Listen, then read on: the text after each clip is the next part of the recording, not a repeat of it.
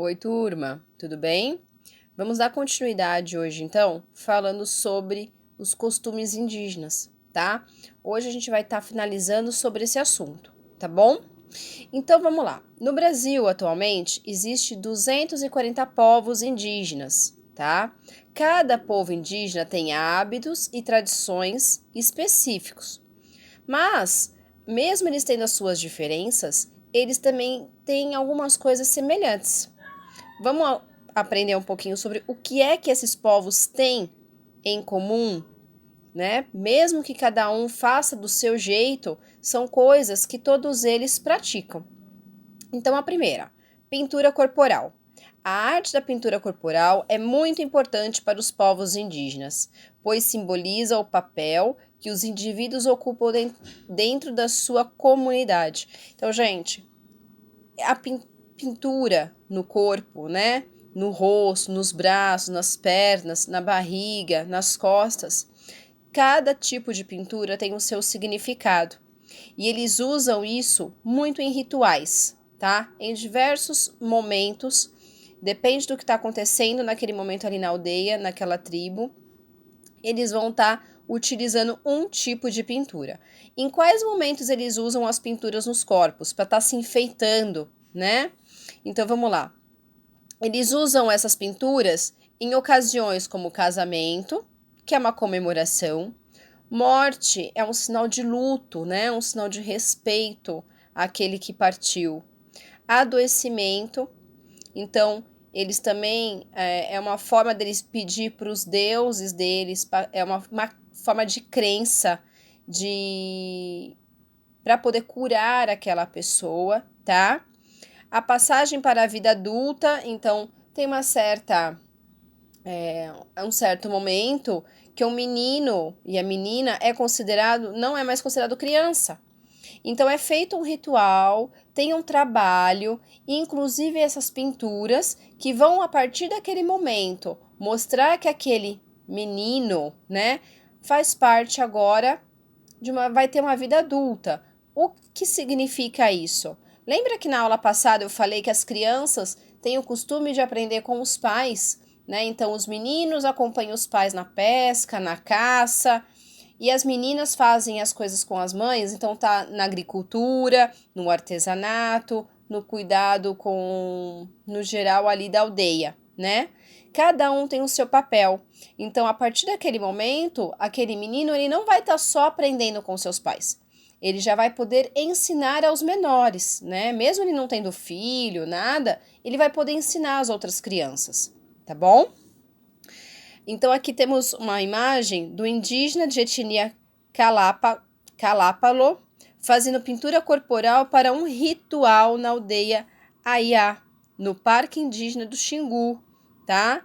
Então, esse parque fica em Mato Grosso, tá? Então, vai acontecer alguma comemoração, alguma festividade, algum momento muito importante para todos ali daquela aldeia. Então, eles estavam ali se enfeitando, tá bom? E esses símbolos, eles sempre usam no formato geométrico. O que quer dizer isso, né? Ele vai fazer desenhos de linhas, ó, tá vendo que são linhas retas, paralelas, uma do lado da outra? Ó, aqui nas costas desse índio. Nas costas dele também. Linhas com formato de curvas, linhas no formato de zigue-zague, né? Que no formato de triângulo, né? Quadrado, retângulo. Então, eles sempre usam isso. As tintas que eles utilizam para o corpo também vêm da natureza. Não são essas tintas que nós usamos na cidade, gente. São tintas que eles retiram da natureza, tá? Então, assim, tudo que o índio faz é ainda rudimentar, tá bom? O que quer dizer isso? Quer dizer que eles fazem exatamente como as pessoas do antepassado faziam. Lembra que a gente estudou isso também no outro trimestre? Falando sobre a questão cultural, o que é passado de geração em geração? Então, ó, as tintas são feitas de resinas vegetais, como o do fruto do urucum. Gente, esse urucum é uma sementinha pequenininha, tá? E ela é vermelha. E do genipapo. É comum que os desenhos são feitos em elementos geométricos que eu acabei de falar.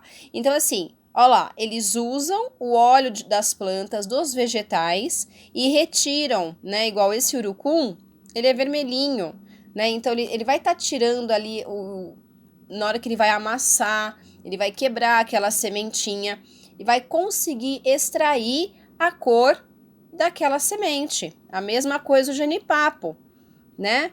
Então, todas as cores do corpo dele, essa tinta que ele está usando, foi feito da mesma forma que os seus antepassados usavam, tá? Isso é tradição, então eles mantêm isso, tá bom? Construções de suas casas. A gente falou um pouquinho também, mas eu vou reforçar. Cada povo costuma construir suas casas e organizar a aldeia de uma maneira diferente. Por quê? Lembra que eu falei aqui no começo? Cada povo tem a sua forma de organizar a sua aldeia. Então, alguns têm uma grande oca, tá? É o nome de origem tupi, usado para casa indígena, tá bom? Então, alguns têm uma grande oca, outros são mais retangulares, né? Esse aqui é mais um oval, né? E as outras também. O que acontece? Depende de onde está essa aldeia, a região que ela mora, o material que é utilizado também pode mudar, tá bom? Até mesmo por causa do clima, temperatura, né? E o material que ele vai usar como recurso que da natureza está passando para ele. Então, o tipo talvez de palha dessa aldeia é diferente dessa e dessa, né? Então, eles sempre vão utilizar recursos que a natureza está fornecendo. Então, se naquela região fornece um tipo de palmeira, um tipo de madeira diferente de outras tribos, ele vai usar exatamente aquilo que está fornecendo para ele, aquilo que a natureza tem ali perto dele, tá bom? Então, isso mostra muito o modo de vida de cada tribo, de cada aldeia aí, tá? Vamos continuar falando agora um pouquinho da agricultura, caça, pesca e coleta. Novamente, a gente vai falar um pouquinho sobre isso. As atividades fundamentais para os povos indígenas estão relacionadas ao meio ambiente. Então, gente, por quê? Porque tudo que eles fazem vem da natureza, tá? Pois eles são extraídos os recursos necessários para a sua sobrevivência. Então, nesse caso aqui, temos uma foto de uma agricultura. Mas sem contar com a agricultura, todo o resto que eles usam, acabei de falar lá na construção da sua casa, né? Na construção da oca. Eles não vão até a natureza e retiram o material. Eles não vão plantar uma árvore ou uma palmeira e esperar crescer para poder pegar aquela madeira e construir as suas ocas. Eles vão extrair da natureza, do ambiente que eles moram, tá? Para poder sobreviver, tá bom? A coivara é uma técnica tradicionalmente utilizada pelos povos indígenas. Ela consiste na utilização rotativa da terra, em que são intercalados períodos de repouso e de cultivo nas áreas de plantio. Então, gente, essa área de plantio, o que acontece? Em alguns momentos, ela vai estar com um tipo de plantio. Depois, ela vai passar um tempo sem receber nenhuma plantação, né? Então, por que isso? Porque é o tempo da terra se regenerar, fazer com que a terra, aqueles nutrientes que aquele alimento, que aquele vegetal, que aquela plantação retirou, possa ter tempo para a terra voltar a ser boa, né? Às vezes, o que acontece? Eles derrubam as matas que estão em volta, joga espalhado ali naquele terreno e coloca um fogo. É um fogo controlado, tá bom? E as cinzas que vai sobrar daquela vegetação, eles misturam com essa terra e deixam a terra ali descansando. Por quê? Porque essas cinzas vão servir de adubo, né? Elas vão levar os nutrientes daquele vegetal que eles colocaram fogo ali para a terra, para que na próxima plantação a planta novamente possa crescer forte, crescer bem, tá? E assim é uma forma que eles aprenderam pelos seus antepassados também. É uma forma rudimentar de se trabalhar, tá? o plantio que eles mais fazem são de milho, mandioca, feijão, batata, amendoim e cará. Então, essa é a alimentação principal. Deixa eu puxar um pouquinho para cá, porque o sol tá vindo e tá acompanhando, tá ficando ruim para ler, né? Então, assim, esses são os principais alimentos que eles cultivam, tá? Para a aldeia, tá bom? Então, aqui na imagem são duas crianças, aqui no fundo tem a sua avó e elas estão regando uma horta, né? Pode ver que em sua volta quase não tem nada plantado. Por quê? Provavelmente esse pedaço de terra aqui está passando por esse período de descanso. Então, eles vão revezando com os locais ali. Então, aqui não pode plantar, mas aqui eles estão plantando, né? Por quê? Então, enquanto tá plantando aqui, essa terra tá descansando para poder ficar boa com nutrientes para o próximo plantio poder a planta ter nutrientes para poder crescer, tá? Artesanato. Até mesmo os brinquedos das crianças é feito por eles. E também tirando o recurso da natureza. Então, até mesmo os seus brinquedos, né? Não é só para os utensílios que eles usam artefatos do ambiente, né? Então, até mesmo nos seus brinquedos. Isso aqui é um bilboquê, né? Um bilboquê tem essa varinha aqui. Aqui, ele tem que acertar, né? Aqui em cima. Eu vou tentar colocar um vídeo para vocês verem o que é um bilboquê, quem nunca viu, tá bom? Então, as brincadeiras que eles têm são também de brinquedos produzidos por ele mesmo, tá bom? Para o modo de vida da comunidade indígena, os artesanatos também é uma atividade fundamental, já que por meio deles são produzidos diversos utensílios e ferramentas usados na agricultura, na pesca, na caça, na alimentação, nas construções e etc. Vamos lembrar que muitas aldeias fabricam artesanatos para poder também ter como sustento financeiro, tá?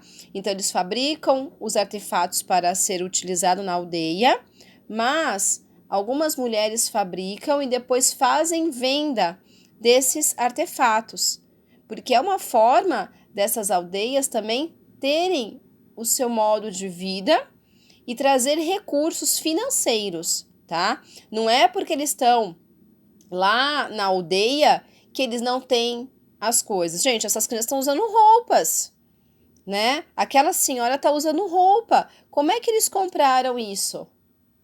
Eu acho o tecido lá pendurado numa árvore? Não, são coisas que eles precisam ter dinheiro para comprar.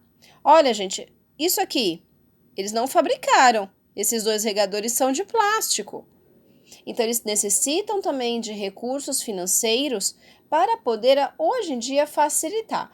Tudo bem, né? Vai falar assim, mas eles não fazem tudo com o meio ambiente? Fazem, né? Eles continuam mantendo as suas tradições. Eles não perderam as suas tradições. Mas por que é que eu não posso usar um recurso, por exemplo, igual esse regador, que possa facilitar a minha vida, o cultivo, o plantio? Então, para eles poderem ter dinheiro, eles também costumam utilizar o artesanato, tá? Para poder ter esse recurso. Olha lá. Deixa eu ver. Alguns dos materiais extraídos da natureza para a confecção de objetos artesanais são penas, barro, palha, cascas e cocos. E além disso, os indígenas confeccionam objetos como bonecas e brinquedos. Então, o que eu quero falar para vocês? Que a maioria dos artesanatos, eles fazem o quê? Eles fazem um cocar, que é aquele objeto que eles colocam na cabeça feito de penas, né? Colares também usam penas, usam cocos, usam vários itens que a natureza produz, que a natureza fornece. Os brinquedos também, né? Os brinquedos também são coisas que eles pegam da natureza e constroem, tá? Isso aqui, ó, eu acredito que seja um tipo de sisal, tá bom? também eles acabam produzindo ali, né, através de palha, através de produtos que eles têm em mãos, tá bom? São bonecas Carajá. Esses tipos de bonecas são produzidos da mesma forma que os seus antepassados faziam, sem tirar e sem pôr. Essa tinta que vocês estão vendo são as mesmas tintas que são pintados o corpo, tá? Aquela tinta lá que eles pintam o corpo que eu falei logo no comecinho da matéria, é a mesma tinta que eles fazem nesse artesanato. Então, quer dizer, é uma forma rudimentar, é uma forma muito antiga. Aquilo que eles aprenderam com seus tataravós, com seus bisavós, tá? Tanto que o Instituto de Patrimônio Histórico e Artístico Nacional, o IPHAN, reconheceu como patrimônio imaterial brasileiro o modo de fazer das bonecas. Então, assim, a boneca, né, é um patrimônio material, mas a forma que ela é feita, como é muito antiga e é passado de geração em geração, ela é considerada, imaterial, tá? Então, aquilo que eu aprendi com os meus avós, com os meus tataravós, é imaterial, tá bom? Então, de novo o sol tá vindo. Os brinquedos das crianças indígenas são feitos de modo artesanal, com materiais retirados da natureza, como o bilboquê, que é esse aqui, as petecas e as varas de treinamento para a pesca, né? Então, aqui, ó, é uma forma de brincar, mas que essa técnica, esse jeito de brincar, vai ajudar esse menino depois, quando tiver que pescar, tá bom? Então, tudo é para melhorar e ter uma qualidade de vida melhor, tá? Beijos, turminha!